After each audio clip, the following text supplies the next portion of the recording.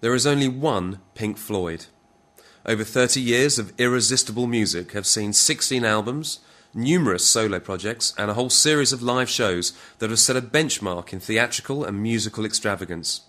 In fact, so enduring is their popularity that they have transcended mere band status and become an untouchable entity whose back catalogue is still being enthusiastically discovered by generations of music fans, no matter what type of music is currently in fashion. The Floyd are simply timeless.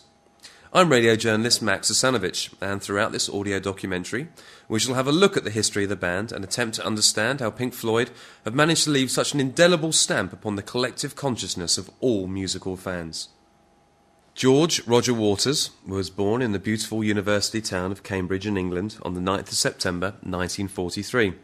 His father died along with 36,000 other Allied troops in southern Italy during the Second World War, and although the two never met, Eric Fletcher Waters would have a significant effect on his songwriting.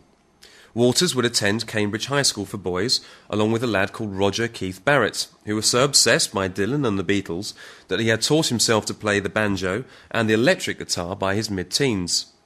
On leaving high school, Barrett, who would later be nicknamed Sid, followed his artistic bent and moved to art school in London.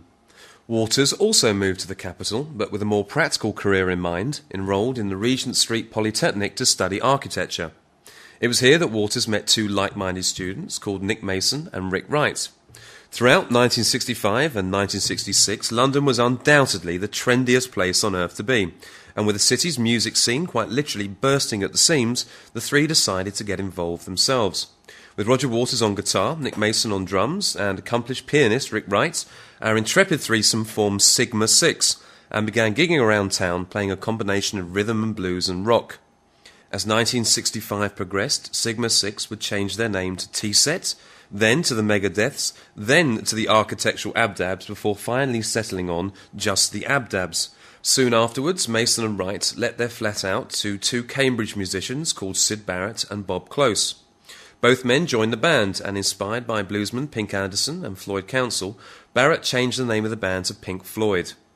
The members of the band were given a great deal of confidence by the assured guitaring of Close, and with Waters moving on to the bass, their psychedelic concoction began to slowly take place. Although Bob Close left soon afterwards to pursue his love for jazz, the band, now heavily influenced by the songwriting of Barrett, began to make a hefty impression within the underground scene. They were also one of the first bands to experiment with a light show, where tracks such as Take Up Thy Stethoscope and Walk and The Gnome would be accompanied with a series of bizarre, colourful shapes projected onto a screen behind the band that would shadow their ever-increasing improvisations that the live Pink Floyd were now indulging in. The impression that these innovative light shows created was clearly not lost on the band. In 1966, Pink Floyd became the resident band at London's UFO Club, the hippest underground venue in London. By the following year, they had interested EMI sufficiently to secure a £5,000 advance, and on the 11th of March 1967, released their first single, Arnold Lane. The song was about a man who stole women's underwear from washing lines, and was actually banned by most radio stations for being too smutty. This did not prevent it from making the top 20, however, and as the famous Summer of Love reached its zenith, Pink Floyd released onto an unsuspecting world their debut album, The Piper at the Gates of Dawn, which came out on August the 5th. Throughout this audio documentary, we shall hear observations from two veritable Pink Floyd experts. The first is music journalist and record company director Richard Allen, whose label, Delirium Records, contains a number of celebrated neo-psychedelic bands, including the hugely popular Porcupine Tree.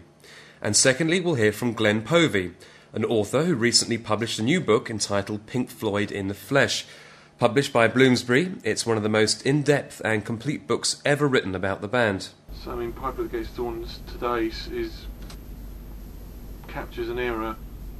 It hasn't really dated musically, but it's dated stylistically. Especially that the Beatles were recording Sgt. Pepper at exactly the same time.